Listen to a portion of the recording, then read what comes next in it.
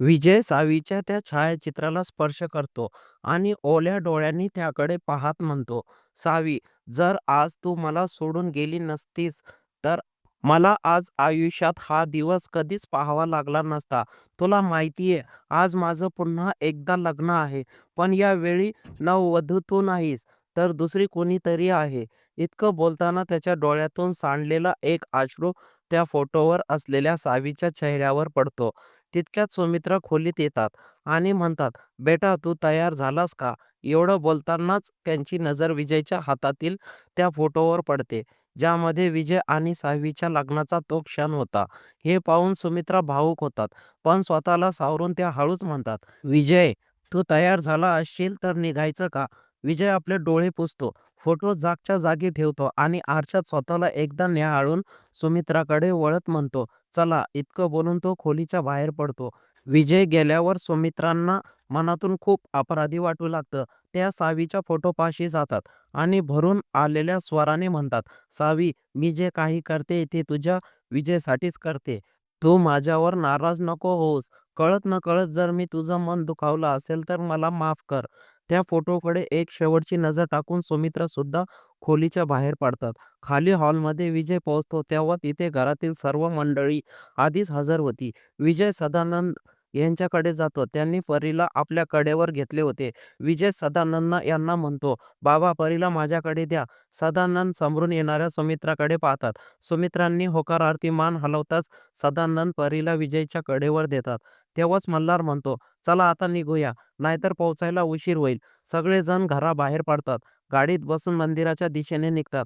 शिंदे निवासमध्ये अंजली आपल्या खोलीत बसून आरशात स्वतःला पाहत होती आणि शालिनी आत्या तिचा मेकअप करत होती. थोड्या वेळाने भक्ती खोलीत येते आणि म्हणते, "आत्या, तुम्हाला बाबांनी खाली बोलावलंय." शालिनी अंजलीकडे बघून वैतागून म्हणते, "पण हिचा मेकअप अजून पूर्ण कुठे झालाय?" भक्ती म्हणते, "काही हरकत नाही, तुम्ही जा, मी करते उरलेला मेकअप. बाबांना तुमच्याकडे काहीतरी महत्त्वाचं काम आहे." शालिनी तोंड वाकडं करून मेकअपचे सर्व साहित्य तिथेच ठेवते आणि खोली बाहेर निघून जाते.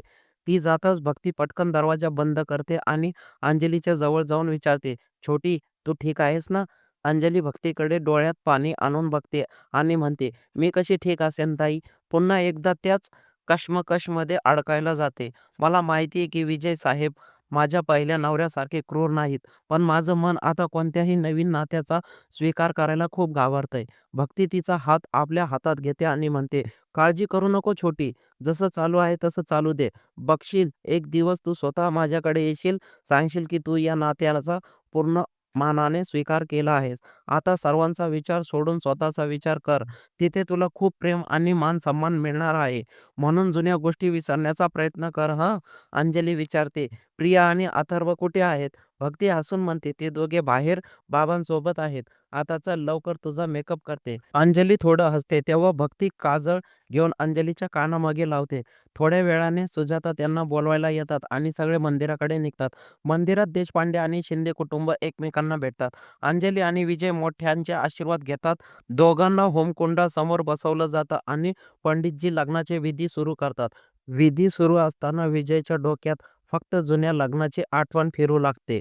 भूतकाळ फ्लॅशबॅक. विजय हसून होमकुंडासमोर बसून सावीकडे एकटक पाहत होता, जी लाजून नजर खाली करून बसली होती. पंडितजी फेऱ्यांसाठी उभे राहायला सांगतात.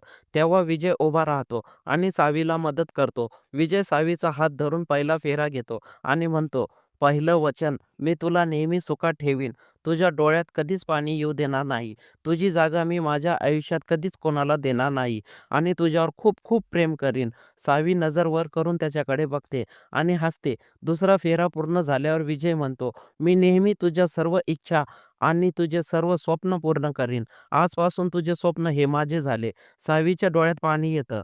विजय तिचे अश्रू पुसतो आणि खोडकरपणे म्हणतो, "बघ, मी आत्ताच सांगितलं होतं की तुला रडू देणार नाही आणि तू लगेच माझं वचन मोडतेस." पुढचा फेरा घेतल्यावर विजय म्हणतो, "मी नेहमी तुझ्या आई-वडिलांचा आणि तुझा आदर करीन. त्यांना माझ्या आई-वडिलांइतकाच सन्मान देईन." विजय पुढच्या फेऱ्यासाठी पाऊल पुढे टाकतो आणि म्हणतो, "तुझ्या सर्व अडचणी आजपासून माझ्या. मी तुझ्यावर कधीच रागवणार नाही. तुझ्या वेदना समजून घेण्याचा प्रयत्न करीन आणि जर मी तसं केलं नाही तर तुला मला मारण्याची पूर्ण सूट आहे. त्याचं हे बोलणं ऐकून सगळे हसतात. मल्हार म्हणतो, दादा तू तर आत्तापासूनच बायकोचा गुलाम झालास.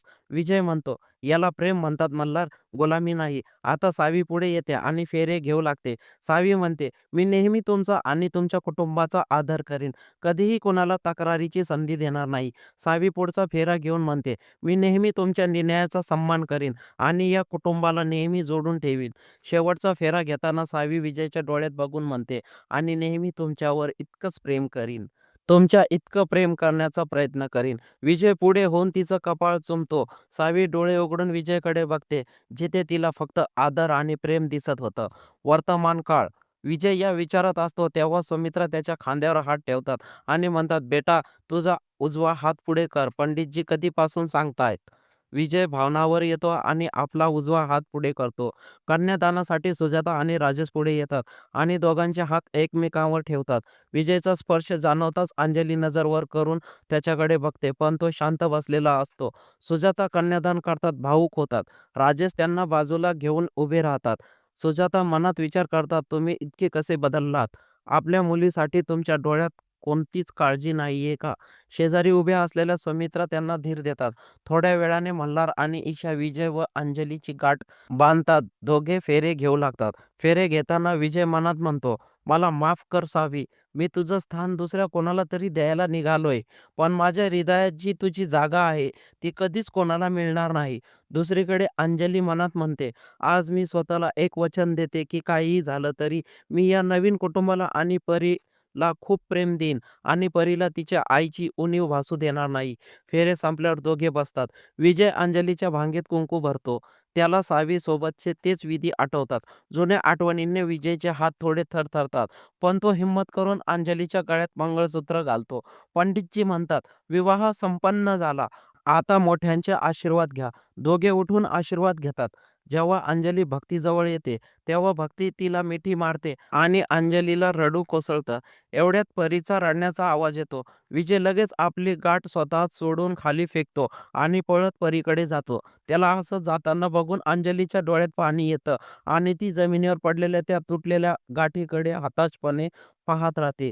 काय विजयला आपल्या चुकीची जाणीव होईल? काय विजय सावीला विसरून पुढे जाऊ शकेल? काय अंजलीच्या मनात विजयबद्दल प्रेम निर्माण होईल? जाणून घेण्यासाठी सबस्क्राईब करा पुढच्या भागासाठी.